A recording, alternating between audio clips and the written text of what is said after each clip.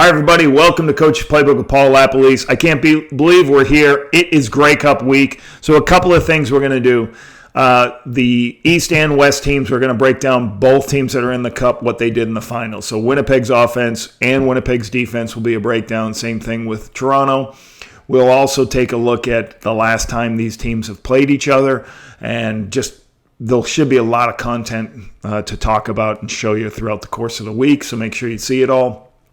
Now, let's talk about Winnipeg's offense versus the Riders. We're going to break down about 12 clips.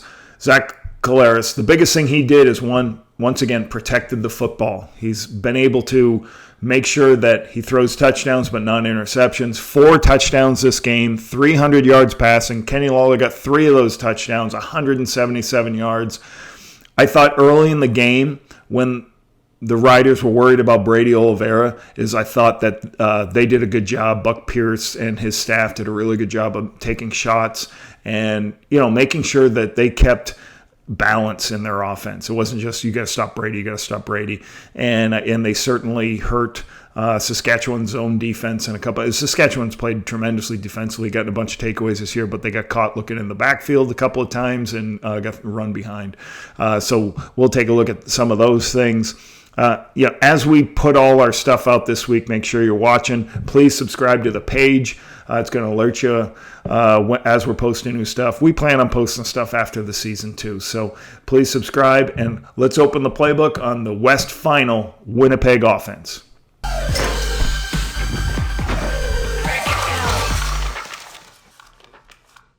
Little bit of motion on the first play. Zach stomachs the ball in the inside zone play, just throws it out to Dembski. The defense for the Riders is driving up, recognizing it, making the play, watching his eyes. Let's draw what the pattern concept is. You got a guy out in the flat, a guy in a curl, and a guy at go. Those are the 3 routes. Now, this is an inside zone play, and Zach saw the ability to throw it. Now, I'm going to foreshadow some stuff's going to happen later in the game. Look at Henderson. Okay, look at Milligan. So they're in zone coverage.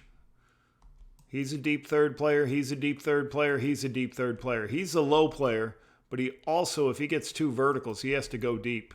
And you can see them reading the quarterback. That's going to make him pay later in the day. The Riders were pretty aggressive in trying to make sure that Zach stayed in the pocket. So they would do what I would call a gap exchange, as he read the zone read and tried to throw it on the outside. First of all, let's talk about the patterns on the outside. This is the exact same play we just had on the previous play. And Zach has his own read. He's going to read what happens on the end. So as this end runs down there, he's going to pull it. And I'll show you what a gap exchange is from the end zone. But I think if Avery doesn't get here, I bet Zach's throwing a touchdown. Because watch Marcus Sayles, just like on the previous play. He's a zone player. But he's looking into the backfield. Why? Because he wants to hit this shot that just happened on the previous play. He's getting ready to whack Dembski. But who's got him? Nobody.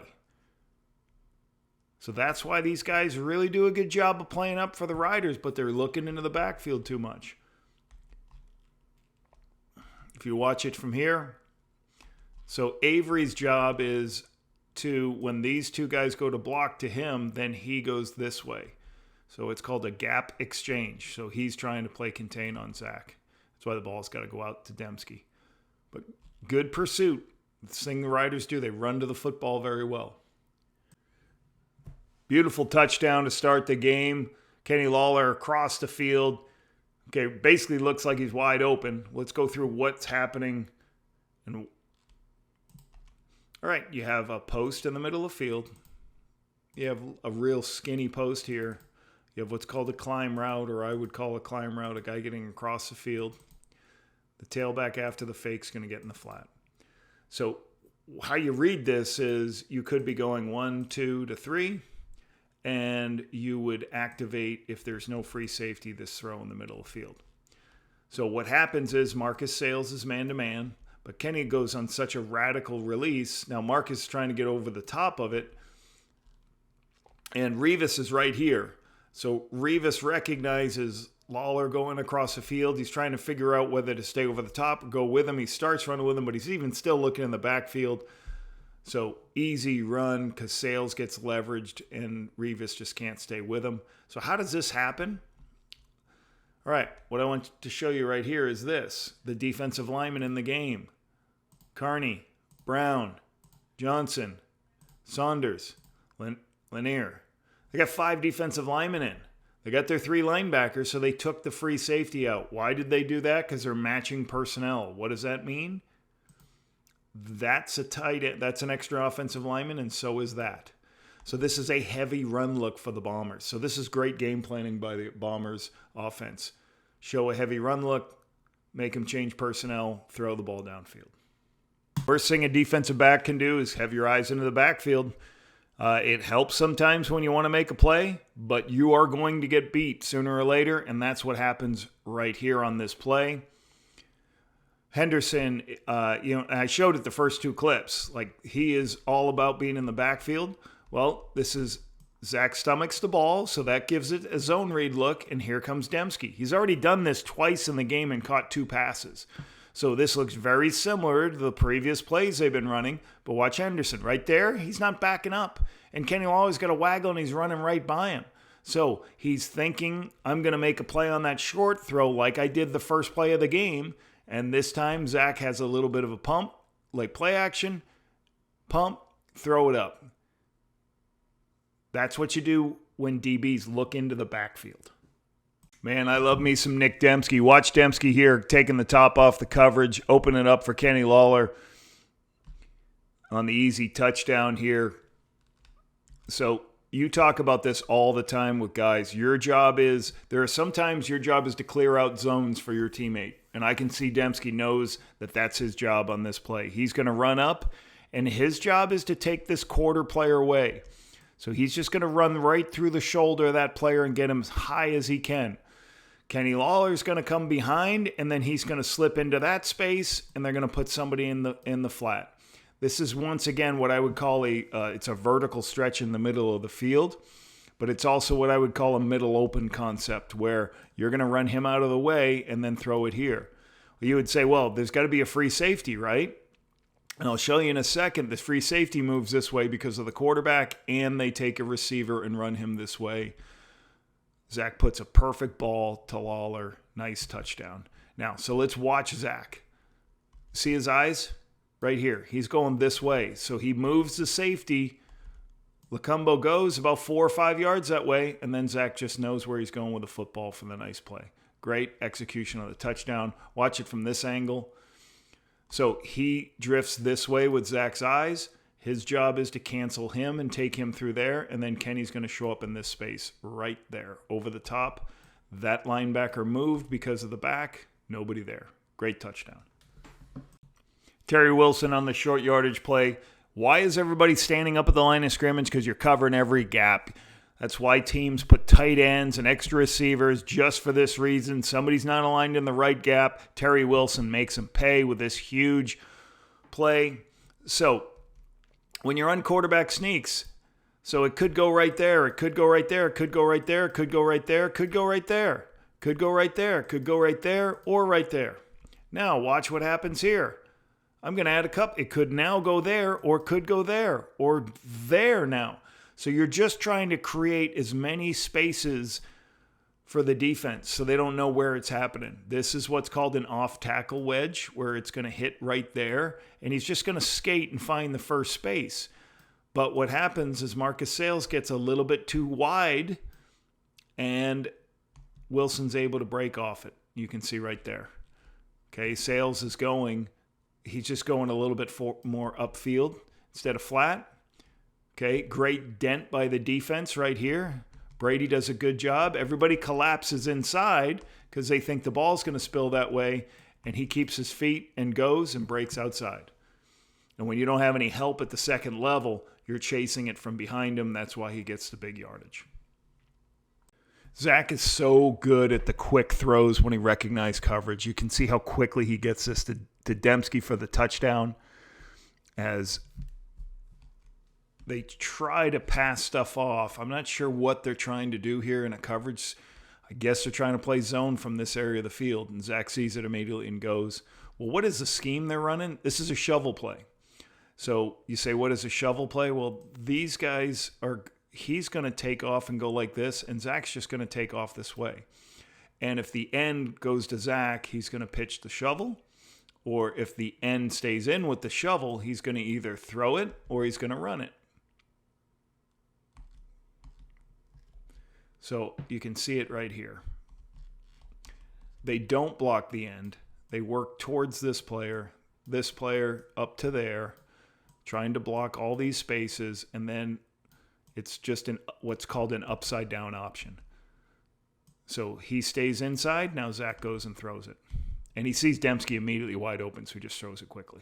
Great job.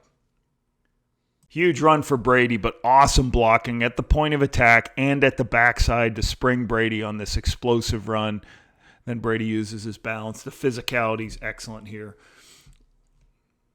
So this is an inside zone play. You're going to count your numbers. You're going to go to 1. He's going to go to 2. Okay. These two are going to work those two.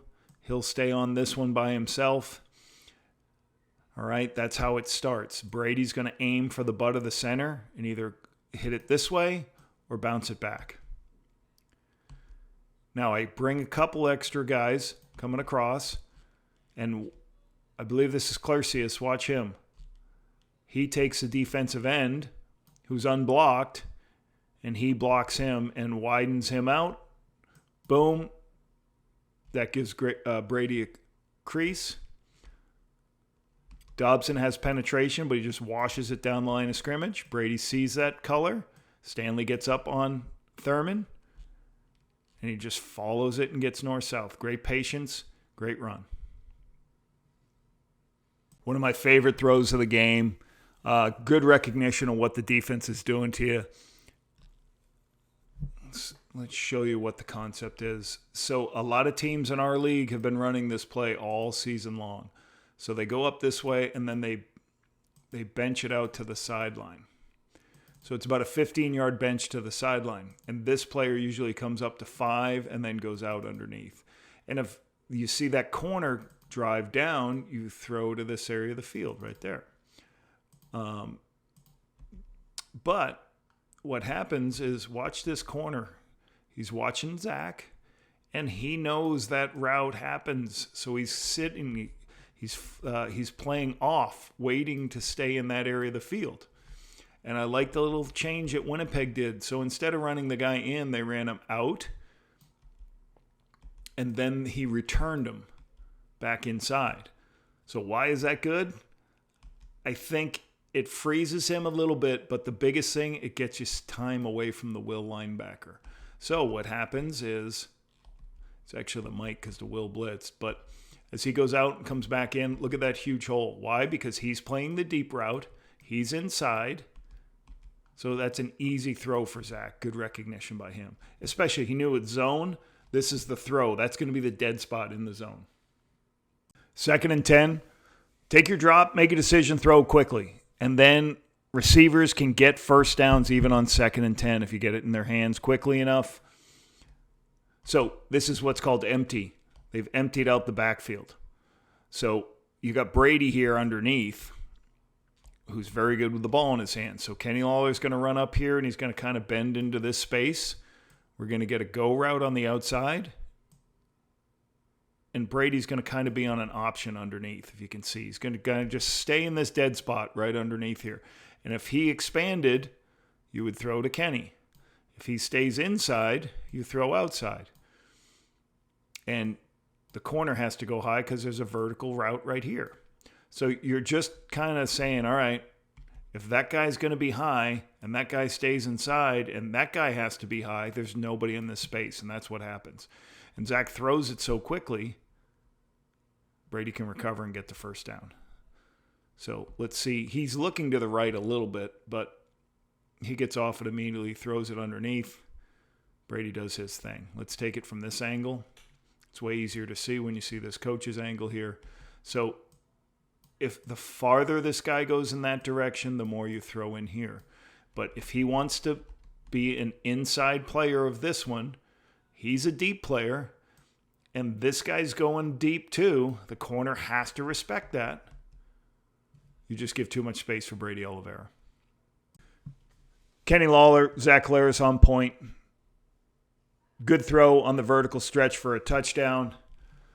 How do guys get this wide open? I think it goes back to what I said. Like, you got to, as a defensive back, you got to get out of your back pedal. And if you have two people going vertical, two people got to go deep. So I'm not sure what they're doing coverage-wise, but I do think it's he's a high player, and if he sees two people go high, he's got to go high. But you've seen Henderson low all game looking into the backfield. So Kenny's got a waggle. Why do you put this guy in a waggle? Because you really want to run right through him and make him cover. All right? And then this one's going to run here. You're going to have that. You're going to have that. And you have a guy underneath. And just if this guy does not back up, you throw the go route. And that's what Zach sees immediately. Throws it. So good game planning. Good execution by the guys for the Bombers. Let's see it from this angle.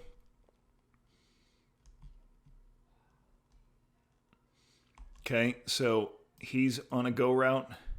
He's going to be here, and he's underneath. So you're just trying to see what happens with that player. If this corner doesn't back up and he's looking in the backfield, you can see it right there. He stops his feet for some reason. I guess Zach's pumping. He's not pumping, but he may think he's throwing this one because he stops running. So you got to make sure watch where you're. This run really sealed the deal for the game. Really good execution. And Brady's so good. He's just so powerful, lower body. You got extra offensive lineman here. You got an extra offensive lineman here. And as they run their inside zone play, watch Dobson here. Watch what he does to 90. Takes Brown, just drives him this way. Stanley drives Cox. And as Brady goes to this space, he just sees Mike at the last second bounce in. He bounces it right to that space, and he breaks a tackle right there. That's a spectacular run, but great execution, great blocking the point of attack. But really, Dobson, watch him take and dent the defense. That's how the crease is created.